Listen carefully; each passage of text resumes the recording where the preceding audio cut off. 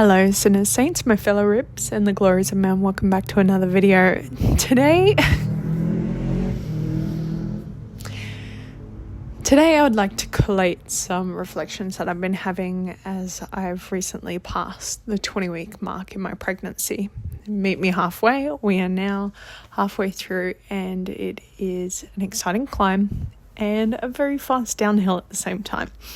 As things really begin to pick up speed toward the birth,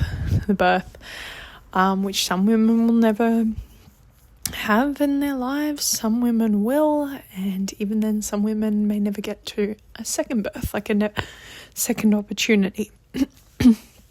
And so I've just really been trying to honour this time in what it is worth, but also to really reflect upon the interesting conundrum that I hit being halfway, because there's a real sense in which a lot of things change very slightly. Now, most women at this time will be wondering and focusing on the morphology scan, what the baby's going to look like, if they haven't found out the gender by then, what the baby's gender is. Some women will be getting terrible news, and some women will have to be navigating really new and tough scenarios. I've foregone most of that by foregoing a morphology scan, and instead my reflections are a little bit more external, because I'm aware as I hit the 20-week mark, a lot of attitudes have shifted.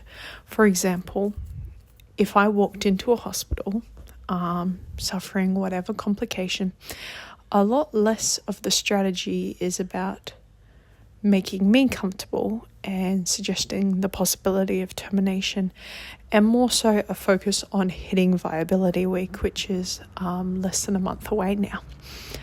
Viability week for most people is about 24 weeks when they start to make strategies towards potentially being able to support life outside the womb, especially if you're in a more metropolitan area. So it becomes more of a, let's try and get as close to viability week as possible and delay whatever complications you're suffering through presently for most complications around the time that I am currently at.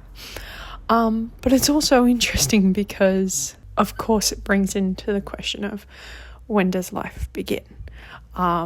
For medical personnel, and I grant them that, it's less of a question of when does life begin and when can we support life outside of the womb, just purely from a utilitarian point of view. There are your tubes for your NICU babies can only be so small. A baby can only experience oxygen at so few of however many weeks. But of course, for the Christian, life begins at conception and holds inherent human value.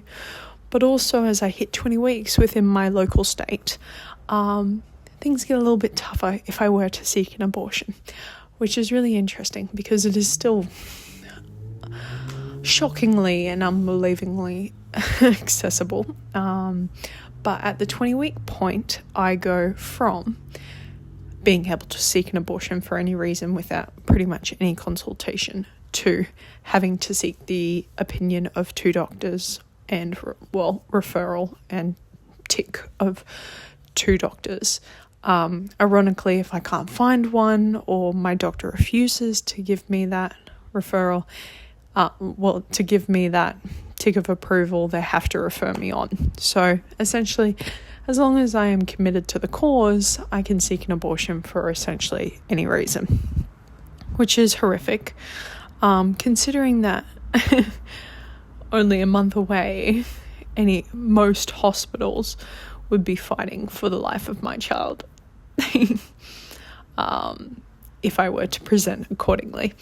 And already I can feel kicks and movements, and there's a sense in which, yes, this is an existing being, an entirely unique human being with their own identity, purpose, and value, inherent value already, and I have the option to extinguish that at essentially any time for the next just under 20 weeks. Which is nothing short of horrific. Things that are made for goodness and life should not be instruments of death. Abortion is one of those horrific facts where it's like you utilize the space in which is supposed to be safest for the baby, for the child, as now the address of death. Yeah, heartbreaking. Which is really sad. Anyway, and of course, hitting 20 weeks, all that in mind, it's time to start getting serious about birthing plans and what strategies we're going to take. If there are any issues, they will be coming up in the next 10 or so weeks with preeclampsia, of course. And just navigating those reflections, bracing myself for the ride. I have an unusual, weird fear that I'll need to be put into a coma to preserve my life for whatever reason for a few weeks at a time. I have no idea why. Or some kind of hospitalization. I just have a dread about that. But even if it were to happen, God is still God, and he'll get us through. Anyway, that's all for today. Let me know your thoughts. Grace and peace from our Lord and Saviour, and I'll see you tomorrow.